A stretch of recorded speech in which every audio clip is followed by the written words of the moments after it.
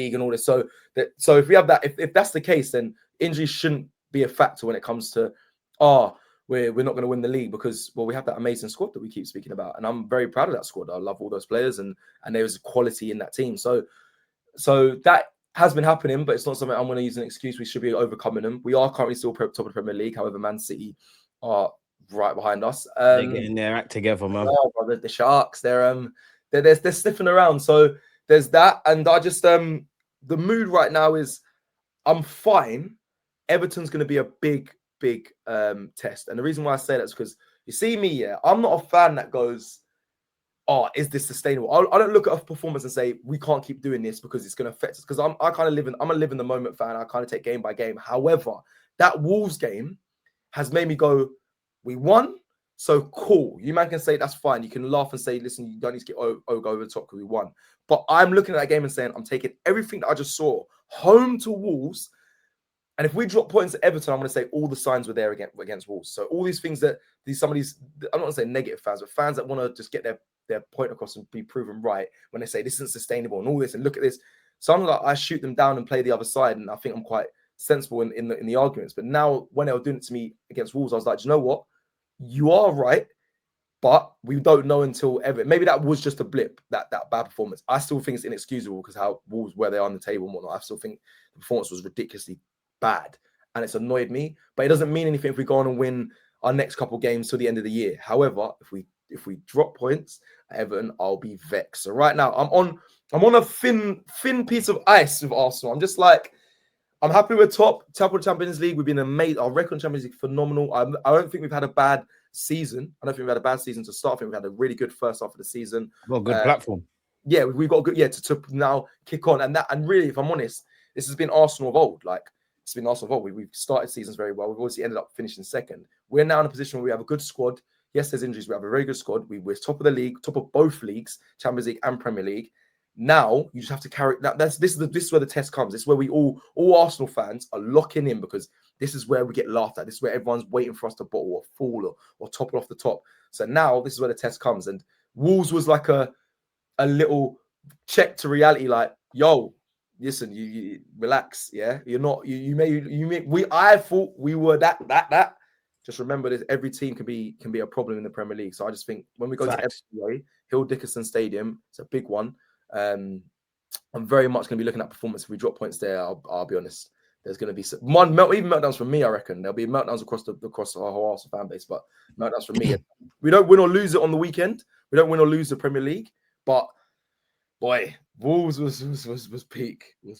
It's the performance, man. Like, obviously, granted, you have a couple of those in the season. As you said, we'll get onto it, but there's injuries, there's fatigue, there's all those things. Respectfully to Wolves, because my actual thought is I wanted us, because the manager said it, he wanted us to start like a house on fire, be aggressive. You look at Mikel Arteta's post-game comments, it's the first time in a while where he's basically said, we ain't defended well, we ain't attacked well, I'm not happy with this, I'm not happy with that. You could see the players' reactions, and I think that's the best thing, in it, really, in that, you know, there's a lot of football to be played. We did get the 3 points, but the players, the fans, the manager, none of us are kind of happy. I think we could have done better. I've obviously got my own opinions, and I've offered my own opinions, yeah, but what went wrong in that game? Because I do feel, for me, it's a bit of a cop-out, because I did want us to batter them. I know you can't just beat anyone, and that's the glorious thing about the Premier League, but it was first versus 20th. We have been good at home. I wanted us to be on the front foot, wanted individual players to start bagging. Football's decided in both ends, and obviously we won, but for that goal, we didn't defend well enough, second week in a row, and we didn't create. Like, it took an hour before we got a shot on target. So, like, for you, what actually went wrong against Wolves, bro? A few factors. Firstly, let us have them all, man. Yeah, before the game started, I predicted 2-0. Conservative score prediction. The reason why I said that is I see Arsenal, I watch them, I say we normally get a goal up and then we might get a second. Then we kind of, it's not that we sit back, but we just don't. We never got that killer instinct. We never go for the jugular. We don't do that. So I just thought 2-0. And I know a lot of fans said 3-4 5s. I get it because it's Wolves bottom league. I understand the thing behind it. I was like, it'd be 2-0. Ended up obviously being 2-1.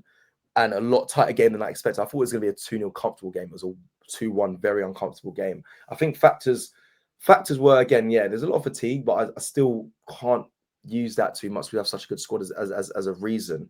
I think Ben White listen, he's not a reason for anything, but him pulling up was a bit of a disgrace on Mikel Arteta by playing him so many games in a row when he just returned back from injury. I think he could have avoided that and played a different back line to avoid that, and a capable back line as well. But he chose to keep Ben White in there. So I think that could have been avoidable. Next thing, I think the main concern is how we thought as fans. This is Wolves, bruv. 2-point Wolves. Yeah, we come here and just, we don't even have to go to gear 3 or gear 4, gear 5 to beat these lot. That's how I think the players felt, and it was, and not just me saying it. Let's not forget, yeah, Rice came off the pitch saying it's not fucking acceptable. This isn't fucking good enough. Like, he was vexed. He was so angry. Odegaard was vexed in the change rooms. Obviously, I can't verify that, but apparently he let them have it as well. There you go. And I know for a fact, as Rice come down the tunnel, he said that this is not fucking acceptable, and he said it because there's a guy that sits above the tunnel and relayed that to lead judges, and that's very truthful. So it's not just fans that have a right to be angry at the performance. Declan Rice, and then like you said, you mentioned Martin Odegaard as well. I think Arteta as well went at halftime. I think he gave him a bit of a battering when it comes to a bollocking. Halftime and after the game, and after that, really. So we have a right to be frustrated, and I think again it's just a mindset thing. I think Arsenal came into it thinking how I thought: top of the Champions League, top of the Premier League. The squad's sick. We don't really have to start up in the levels to beat Wolves. We should have to beat them comfortably. And then the longer the game goes on, the more a team gets more comfortable. When you play a good team, or teams the best team, and you're still in the game at half time, your manager will go into that change room and say, "Look, guys, I told you they're not what you think you are." And you build confidence as an opposition. Mm-hmm. So then they got a bit ahead of steam, and they thought, "Do you know what? They're not really causing us any problems." My frustration is Arsenal should be able to beat a low block. We all knew Wolves were going to do a low block. I'm sorry, the players and the quality we have on that pitch. See, we've got international players on that pitch. You should be able to break down a low block. We couldn't. Man like Victor G, which I'm sure we're going to speak about in this show. Yeah, save your Victor, your comments. Like Eze, like even Eze, I love it. Listen, Eze's brother, I was chilling, smiling with him yesterday at Baller League at Ketchy. Like everything was blessed and cool. But I was thinking, brother, I was just looking at him like, big up you, big up your family, but we need him to step up a little, please. More from every one of those attackers, every player, full stop. But I think our attack, obviously, it's an 11-man game, yeah. But I haven't felt this season, and maybe to a degree last year, yeah, that our attack has like carried the team. I think my defense has. I think I need my players, whether that is Eze and Odegaard, to kind of go through a purple patch and just collectively. And obviously, you mentioned low blocks as well. It's about, listen, it's above my pay grade. I'm sure Mikel Arteta and the players are trying. I know it's easier said than done. I'm not against necessarily, Cecil, moving it side to side, but I don't ever think we zing it, we punch it, we put people under sustained pressure on a convincing basis. So I think Mikel Arteta has got to find a way to break down these mid and low blocks. Like, this isn't something we learned this year. We've learned it last season. Even games where we've won in those kind of games, it kind of feels like we're winning games on probabilities. So it's like, if we put in 10 crosses, one man might score and we keep it moving. And when that works, great. But I'll make you right, man. That frustrated me. Yeah. Before you carry on, I want to ask you as well, like, obviously, very few players, yeah. Or I think there's always player FC in it. I think there's Team Eze. I think there's Team Odegaard. There's a lot of people who, like myself, don't really care. You're both good. It's a squad game. Don't really care. If you're not that's how I am. But a lot of people don't feel like that. I just think unless your name is Gabriel, Declan Rice, Saka, those kind of players that are interchangeable, everything's up for debate. But then it was kind of in preparation of this live stream. Yes, like some people would have Eze, some people would have Odegaard. They're both kind of underperforming. So, like, what do you make of those two collectively? And then what do you make of Mikel Arteta in that regards? Because obviously Odegaard's been here for a minute. Eze's the star man. Like, we could be in issues there, like to the point where it won't happen. But do you throw in a Wanyeri? So, like, what do you make of them two as well, man? Well, that's kind of it. Like, I started that questioning as you started it. Like, I wasn't really bothered. Eze is a quality player. Before coming to Arsenal, I really like Eze. Big fan of him. So I was like, quality player. How could you not be? Yeah, if he starts, he starts. Like, I want him to start. And then Odegaard is our captain. He is a quality player. He has been off form, but if he starts, he starts. Like, we're winning games. There's nothing to really worry. This is at the beginning. Now, yes, we're winning games, but it feels like we used to be like really comfortably winning games, and now it's slowly doing this, like slowly getting like closer and closer to not being comfortable winning games. And my thing's like, okay, cool. Now I got to look at where's there problems in the squad. Eze, listen, the North London derby hat trick, madness. Mad thing. Like, man was in hospital at the time. Like, I was gonna call my fucking door, Eze, bro. Like, it's not a joke. Like, it's a mad thing. I was gassed. I said, "This is arrived." Yeah. I had to argue with my missus about maybe a middle name Eze, and she was like, "You're mad." And then now, and I look at him, I think, bro, like, you can't. You this big game, you turn up and become the star, and And like people say, oh, you score a winner or whatever in that game, you become a cult hero. Cool, but I hear all that. However, now we need to win a league. It's all nicely nice for the first week or so. That week when you've beaten Tottenham, you can laugh at them. Now it's like, bro, love you, but I need to start performing. Like you're actually. It's not even that you're like not in the game and then showing glimpses, like doing maybe a through pass. Yeah, that's cool. Yeah, but you're not even doing that. You literally. I haven't seen you need a bit more across 90 minutes. Across 9 minutes, 100%. And like even with Odegaard, when Odegaard's bad, yeah. He still, which is annoys me, but he'll press. He'll start the press. You can see him trying to get the team G'd up. You can see him being vocal. You can see him organizing the team. Yes, he's a captain, but you can be a captain. Every player is a captain on the pitch. If this is modern day football, like I see Rice, I see Gabriel, I see them man control games without the captain's armband. So Eze, I know that's not his character, and he is very like not lethargic. He's very nonchalant. He likes to stroll around the pitch and pick moments and be quite a luxury player, say, but. Bro, when things aren't going well, I need that other side to you. And if I'm honest, I haven't seen enough of it. I want him to do a bit more. I need him to perform a bit better in the upcoming games. Odegaard, same thing as well. When you get an opportunity, obviously he has come back with an injury and he hasn't been amazing. But I need to see levels between these two because we keep getting angry at our creative players. They keep talking about Victor Gyökeres, which is fair. We're going to get to him at some point. But like our creators aren't creating enough, in my opinion.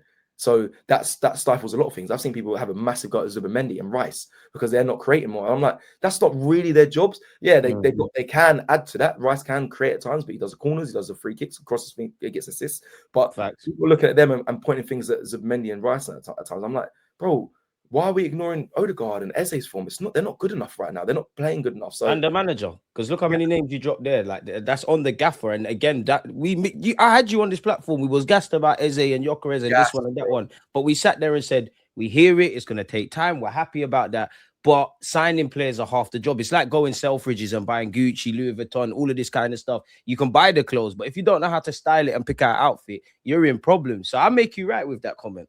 No, 100%. That's what it becomes frustrating. And then the anomaly we mentioned, Mikel Arteta. The anomaly here is Ethan Nwaneri, and I'm like, bro, like, forgot a man, really. What more does my man have to do? Like, what more does Ethan have to do to even get a feature, a shout, a look into? Because me and Curtis do a lot of lives. We discuss Ethan Nwaneri quite a bit because we're both very big fans of him.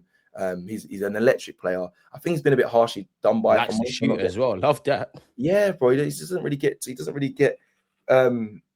get the plaudits he deserves. I think he's a quality player. Last season, I think he held us up when we were struggling. Him, obviously, Mikel Marino.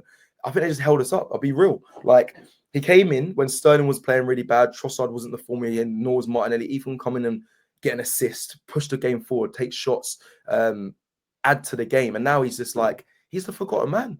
And I feel for him. Like. Even with Miles Lewis Kelly, same sort of thing. Calafiori's been phenomenal, so it's a bit of a difference. With Ethan Nwaneri, people say, yeah, but Saka's there. No new Madueke says he's not going to get in the side. But if you look at that 10 position where Ethan, I think, can do a lot and can affect, especially when Eze and Odegaard haven't been performing, that's the time to get him on. But he's just been, like we just said there, the forgotten man. So, and that's on Arteta. The number 10, there's a lot of small fires in the team that need to be addressed. That's one of them, and there'll be a few others, but that's kind of it. I haven't really given you a strong answer of Eze or Odegaard, but for me, either because they're both good enough, but they're just not hitting the heights or the levels that we expect. But I'm hoping and praying that will come. Do you start either at Everton away, or do you start both? Sorry, at Everton away, or if it's one of the two, which one would you go with? No, you can't start both. I'm dreaming of the day we have Declan Rice in the 6 and Odegaard and Eze in front. We'll be in full flow state, and we almost saw it, but then my man got injured within. I think Odegaard got injured within against West Ham, innit? Yeah, 15 minutes. So we've never actually seen it in full effect. I want to see it. Expressions is ringing me. I'll call him back. But yeah, so we won't see both. We've got to do one of them. I think you need which one? I actually think Odegaard goes back in. If I'm honest, I think Eze just hasn't. That last game, he just really didn't do enough. So yeah, I haven't seen in these last performances. I just haven't seen enough. So yeah, I think it'll be Odegaard, and I wouldn't be too angry at that. But either, if we see Odegaard, see how he does. If not, Eze can come on. So obviously, I'm assuming for Everton, you're like Rice, Zubamendi. You're going with Odegaard, right? Obviously, Saka on the right hand side. Who do you go with left wing? Because it could be Eze. Obviously, if Trossard's fit, he'd probably be my one. Left field choice, I'm saying Gabriel Jesus personally, but I don't think it'll happen. With that's a great shout. With obviously, it could be Eze, it won't be Eze. If Trossard's fit, that's of course, like I said, he's the most informed attacker we've got. So it'd be Trossard if he's fit, but it's unlikely he will be fit in time for that game. So does it just default to Martinelli? Jesus would be phenomenal. It would be phenomenal. Has he got the minutes, man? And Everton, you're gonna have to go backwards as well. I know it's scary, but he hasn't got the minutes to start. I think when you got it's gonna be for me Gabriel Martinelli, because I think we're gonna need a bit of defensive now. And I know Everton away 1,000,000%. Yeah, so you're gonna need someone to work back, and big up Jesus, but like you said, his legs aren't gonna be able to do the back and forth over, especially to start, maybe in a small spell for the last like 20.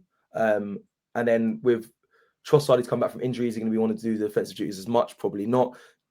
Eze, I'll be honest, he defends, but he doesn't do what Martinelli does as well. And I know it's just mad me saying our left wingers have to do this defensive work, but that's the truth of the matter. So it'll be Martinelli, and I'm not angry at Martinelli because he's going to need to work and he needs to step up his game as well, if I'm honest. I want to ask you this as well, Cecil, like last thing on Eze. Do you think we misprofiled him? Because obviously I'm not watching Crystal Palace week in, week out, but I did have him a bit down as a moments man, not as much as at Arsenal. I kind of looked at him, and I said it to you. I looked at Eze, beyond the obvious, in that you're kind of I'm looking at you like how I'm looking at Saka. I'm looking at you as a talismanic figure that's going to make the difference. And there's been moments, Bayern Munich at the Emirates, City at the Emirates, obviously the hat trick. There's been some moments. There's also been some moments he's been good over 90 minutes. But I think I've kind of changed my thought from you're a talismanic kind of guy like that to you're like a moments man, capable of being a talisman from time to time. Like, do you think we've like the idea we had of Eze and the reality is like it's not that he's a bad player or a scapegoat, but it's very different worlds apart? The idea there's a small romantic factor around Eze because he didn't go to Tottenham. He scored the winner against City. Massive romance, man. Ex-Arsenal man, done the Spurs stuff. Like, yeah, man. Massive. And all of that. And let it all work out and all of that. There's a small romantic factor around it. I'm not going to deny that. I fall into it because I love Eze, and he hasn't really. Okay, he's done the hat trick in the North South Londoner as well, which people like yourself and obviously the South London ties with Arsenal is very romantic, man. So I've fallen into that, and like I said, I was with his brother yesterday, so I've fallen into the whole that romantic side. However, I think the fact that he played left wing, and that's not, to me, he's never been his position. I think he is a 10. We saw him score those goals from the 10 position as well in the North London derby. So that is where we're not misprofiled him, but Arteta's trying to do that thing. I'm going to sign someone, but not play them in a natural position and get a better. Like a Swiss Army knife for us. Yeah, bro. And I think some things that can work for, but right now, the squad's so deep, the squad's so good. I just think let's just pick people in their natural positions and let them, when they get their chance, let them take it. You don't have to change everyone. You don't have to do that. Listen, big up Rice. Rice was 6. He came and done 8. And he said, "I'm learning so much under Mikel Arteta. I've come here at Arsenal and I've never felt like I've had to learn so much." And he's doing that. But with other players, you don't need to do that with everyone, bro. You don't. If they don't work in that position, fair. Like Havertz came in as a midfielder, or Mikel Marino came as a midfielder, ended up being a striker. Havertz came in as a midfielder, ended up being a striker. Like that's because they weren't working in a natural position. But to be fair, Mikel Marino can play in the midfield, but we had to. That was all because of obviously injuries. We had to put him up front. Yeah, exactly. Needs a must. But with Eze, I just think we done well to get these players, because I don't know if we needed all these players, but I want him at Arsenal. We just have to find the right time we need to find the right way to use him, which in my opinion is in the 10. So Arteta, that's on you. Playing where you need to get a tune back out of him. He clearly has a quality. He's a quality player. There's no doubt about it. We know that. We've seen it. We understand it. But that comment says Eze's living off the hat trick. He is right now. And no one's really talking about him. They were talking about, do you know what? You're right, because the hat trick, I remember just before we played North London derby, and then around that kind of period, everyone's like, "Oh, Eze's a left winger. This is why you need Odegaard, blah, blah, blah." Obviously, when you don't do what you do in the North London derby, it kind of allows you. Does it concern you then? Like, because for me, I don't want to be that guy, and I still think we're on course for a good season. I think for the life of me, I can't find the comment yet, but somebody, I think it was Andy, basically said, we're having a good season. There's some warning signs. We need to heed those warnings basically and keep it moving. But does it concern you that like none of the new signings, attacking signings are banging? It kind of feels like last season and that it's kind of Saka and Inshallah at this moment. Obviously, we've got more players, but still injuries. And every week we're playing now, there's a next injury. Is it starting to feel last season-y deja vu in that regards for you? And how much does that worry you? Or is it like a new Arsenal kind of side? That's a great question. It's a great question. I think that my outburst against Wolves was that feeling. It was the here we go again. I've been here before. Yeah. That was kind of the moment. I was just like, raw, like I'm all this hype and belief to get them to come back and do the same thing for the fourth year in a row or fourth season in a row. That is PTSD. I don't know what that comment was, what you said, but I think he's spot on. I think it's like there's signs there, there's warning signs. We have to be aware of them. We have to talk about them. I think we have to discuss them because as fans, we have a duty of care on the club to say, listen, we're aware of what could go wrong. Remember, the players have gone through it trying to win the league, but we've also gone through it as well. Like we've lived every game, every week, so we understand it as well. So for us as fans, we kind of got to speak about these small fires, like I mentioned, these small fires. And you can't act like everything's amazing. Like in the same way, you can't act like everything's bad. When we lose, we have to talk about the standards. And for the Arsenal fans that want to bury their heads in the sand, do you honestly think, based on what you've seen and heard from the reactions, that Mikel Arteta and these players are not vexed? You can trust whatever process you want or not, but you can trust any process. You can trust the team. You can trust the players. You can trust the fact that we're getting over the line. And I trust these players to win one of the 4 trophies. But I always say, trust the team, audit the team. I'm going to audit it. When we do great, Spurs at home, nothing but plaudits. When we've won a game and look shaky, you have to ask questions. And of course, injuries, fatigue, like towards the end of the Aston Villa game, we look knackered. And you know what, Cecil, completely off topic, yeah?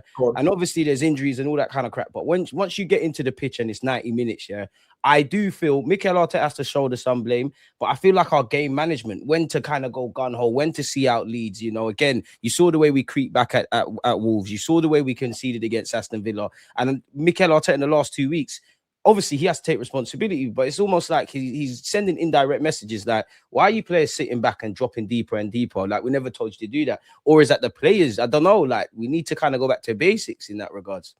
Yeah. No, it's so a small, again, I got something. It's a small flex, but Ian Wright yesterday was with him chatting again at Ball League chatting, and he was saying like, even the Victor Gyökeres situation, he was like, those games at Wolves, like back in the day when he was playing those teams, like I think Leicester was his first game, and he was like, you got to bang goals early. You got to bang them goals early, man. Floodgates. Leicester, Southampton, these lesser teams, you've got to show the league what you're about, and also build your confidence by getting goals against these teams. I know it's a slightly off topic, but it aligns with the question of like, why are we not going for people early? Like first half for Arsenal has been a problem recently. The first half we haven't been good in many first halves against teams. That is an issue. It never used to. Well, actually, no, not that it never used to be. It used to be like, I can tell what sort of game we're going to play by the first 10 minutes of watching Arsenal, and that can be the case in many games, but if that's the case, then Arsenal, you need to start fast. I don't know. You don't need any more. And the gaffer demanded that. So what the hell went wrong? What went wrong? Because there should be no justification that we're going for a league title, sit here on us on our backs now. There's no justification to say, let's just go and try and get the game wrapped early. You got Arteta went really strong against Wolves. This team was very strong, in my opinion. I was quite surprised about the 11 that went out there to start the game, but that's probably because he was trying to send a message to say, let's get this done early, then we'll rotate and rest players. In the end, players had to overexert themselves because they were in a game still at 67 minutes. We didn't have a shot on target until second shot on target until the 70th minute. So like we will pin back and push. So for me, I think it's an issue that Arteta needs to look at. That. Well, I don't even. I play football, so to say like to get yourself up for everybody got a game every 3 days. To get yourself up for every game straight away, it might be hard, but you got to. It's his job. That's his job actually. You got to soldier through it, man. You got to find a way to do it. So yeah, man, I just think it's an interesting one. It's something that we need to look at. We do need to start killing games off early, because one thing I want to mention as well is when Liverpool were winning games or the last minute winners, them at the start of the season, everyone was like, yeah, and Liverpool fans were like, we were saying this ain't sustainable. They were like, nah, what happens if it is? It's the Liverpool way. This is how we do it. Then look. Now That's a humbler, man. Let's look at Liverpool. I'm not being funny. We scored either equalizers last minute, Wolves, Aston Villa. We lost, but they scored a last minute winner. Even when we went to Sunderland, and they got last minute equalizer. Like, we're not killing games off quick enough. Management, man. It's not good enough. Yeah. And if I'm honest, looking across the Premier League, this is happening all over the place. We should listen. Man United yesterday, they crazy game last minute. That for a team, I hold Arsenal in very high regard this season. We should be killing games off and not allowing teams to even have a sniff towards the 90 minutes. The best defensive team in Europe. We're not performing like that. Exactly. So if I hold my team at that high regard, we are currently top of the Premier League, Champions League. We should be keeping ourselves at high regard. We shouldn't be falling into the trap of these last minute equalizers, last minute winners. We saw it at Liverpool, they fell off. We've seen it at Man United recently. We've seen it even City when they went against Fulham. They were like 4 goals ahead. There was crazy game of football. They started conceded against Palace as well. Exactly. We shouldn't be in these conversations. And if we are, we ended up being like the rest. We're not supposed to be doing that this season. We should be cut from a different cloth, but it's an issue right now. So yeah, it's something, like I said at the beginning of this whole live, there's small fires. We are talking about them, and we rightly are, because this could bite us back in the neck if it continues this way. I think there's some issues coming in the future unless Arteta gets a grip and the players get a grip of what's coming. So that's why Everton is such a big game this weekend. And you said it there, and you teed up the next question perfectly, Cecil, because obviously when it's all said and done, like, we've had a very tough run of games in it, and there's been injuries and all of those kind of things. I think since August, actually, excluding the international break, we've been playing twice a week in it, or 3 games in 10 days, etc., etc. So this is the first time of some welcome rest and preparation and all of that kind of stuff. Like, do you think that's a big boost? Because we've got, obviously at not the time of making this vid, but from the point of Wolves, we've got a week's preparation for Everton. Do you think that's a boost? That's an advantage? Did we need it? Does it come at the right time? You know, is there a benefit for that beyond anything on the football pitch? Like maybe like resting their heads mentally and recharging? Like, where are you at with that? Yeah, yes, because what I heard in Mikel Arteta gave the players 2 days off is from what I'm so they'll be back today. Yeah, Sunday, Monday, they should be back today, innit? They're back today, so they'll probably do a light session today. And oh yeah, listen, I've been there. Like, it definitely helps. I mean, I haven't been there at the Premier League level. I haven't been there at 3 games a week, but I've been there in the sense that when I was